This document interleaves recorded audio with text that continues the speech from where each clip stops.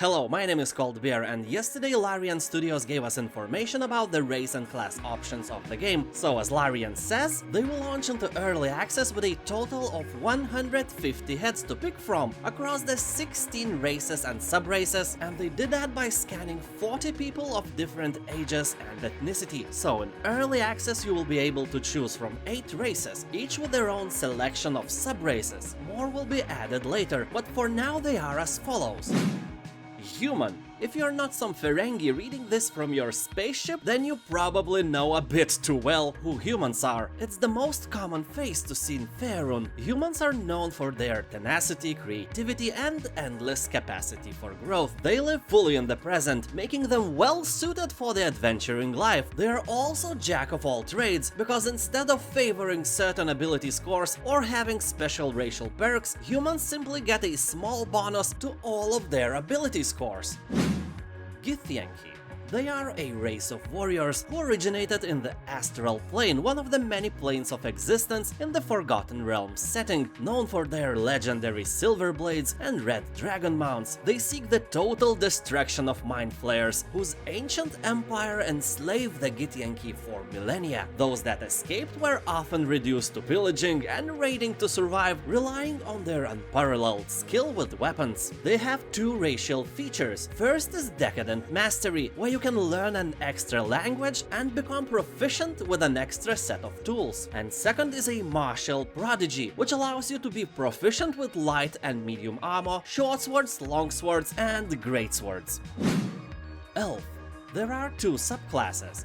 First, a High Elf, heirs of the mythical Feywild. High Elves value magic in all its forms, and even those who do not study spellcraft can manipulate the weave. And second, Wood Elf, who spend their reclusive lives in Faerun's forests. Decades of training in archery and camouflage are enhanced by an otherworldly swiftness. They have several racial features. Cantrip lets you choose an extra level 0 spell. Keen Senses allows you to be proficient with a perception skill. Fey Ancestry gives you advantage on saving throws against being charmed. Magic can't put you to sleep.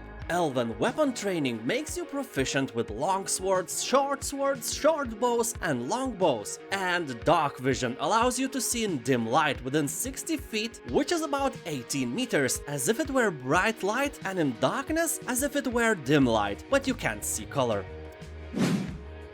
Drow also has 2 subclasses. First is Seldarine Drow, who are the result of an ancient schism between the elven deities Cornelon Larethian and Lolth. The latter's treachery drove the Drow into the Underdark, where they splintered into warring factions. Seldarine Drow can be found seeking allies from all over Faerun, aiming to settle their conflict with Lolth and each other by any means necessary. And second subrace is Lolth-sworn Drow, who are raised by Lolth's cult in the city of Menzoberranzan. These Drow extol the virtues of their corrupt and merciless goddess. Lolth marks their followers with bright red eyes, so the Underdark will learn to fear Drow on sight. Drow racial features consist of previously mentioned Dark Vision and cantrips, also Drow Weapon Training, which allows you to be proficient with rapiers, short swords, and hand crossbows. Half Elf. They are separated into 3 subclasses. First is High Half-Elf. A touch of Feywild remains in Half-Elves with this bloodline, and even those untrained in magic possess a hint of wild power. Then, Wood Half-Elf. Like their Wood Elf parent, these Half-Elves have a quickened stride and eye for stealth, yet many break away from isolation in Faerun's forests to explore the rest of the realms. And the last is Drow Half-Elf. Most Half-Drow results from the liaisons between Seldarine Drow and Surfacers. While Half-Drow inherit a few magical gifts, they aren't usually raised in the Underdark. Racial features of Half-Elves are previously mentioned Fey Ancestry and Dark Vision. Halfling. There are two sub-races consisting of Lightfoot Halfling, who are stealthy but social, traveling all over Faerun to make names for themselves, and Strongheart Halfling. Legends say dwarven blood gave Stronghearts their hardiness, resistant to poison and wellsprings of endurance. These halflings easily hold their own. They have 4 racial features. First one is Lucky. If you roll 1 on an attack, ability check or saving throw, you can re-roll once and must use the value of the second roll. Second is Brave. It gives you advantage on saving throws against being frightened. Mercurial Step increases your base walking speed to 25 feet, and Naturally Stealth makes you very proficient in the stealth skill. Dwarf. 2 sub-races. First one is Gold Dwarfs. Known for their confidence and keen intuition, the culture of their deep kingdom values family, ritual, and fine craftsmanship. Second, Shield Dwarfs, who survived a long fall from grace, surrendering many of their ancient kingdoms in wars with goblins and orcs. These losses have led to a cynical mindset, yet Shield Dwarfs will endure anything to restore their ancestral homelands. Racial features consist of Dwarven weapon training, which makes you proficient with hand axes, battle axes, light hammers, and warhammers, then Dwarven Resilience, which gives you an advantage on saving throws against poison and resistance to poison damage, and Dwarven Toughness, which increases your HP by 1 additional point at every level.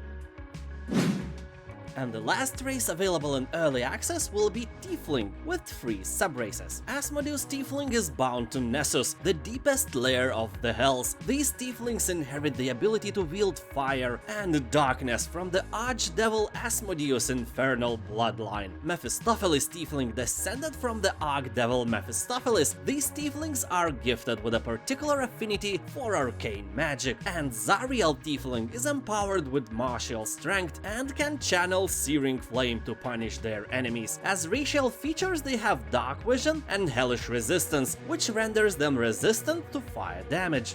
And now let's talk about classes. In early access you can choose from 6 different ones. Cleric.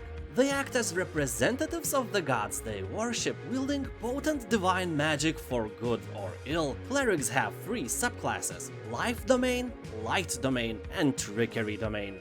Fighter. They have mastered the art of combat, wearing armor like a second skin and wielding weapons with unmatched skill. Fighter subclasses consist of Battle Master and Eldritch Knight. Ranger. They are unparalleled scouts and trackers, honing a deep connection to nature in order to hunt their favorite prey. You can choose from Hunter or Beast Master subclasses. Rogue. Stealthy, skilled, and death-defying. A rogue's versatility lets them get the upper hand in almost any situation. Subclasses are Arcane Trickster and Thief. Warlock. Bound by their pact on an all-powered patron, Warlocks trade loyalty for supernatural abilities and unique magic. Warlock can be either of the Fiend or of the Great One subclass. Wizard. He's the master of the arcane, by specializing in individual schools of magic and honing ancient spells to modern heights. You can choose to be a wizard of School of Evocation or a wizard of School of Abjuration. So that's it for now. Subscribe to my channel for more Baldur's Gate news, and don't hesitate to press like on this video. Have a nice day, and I'll see you next time. Bye.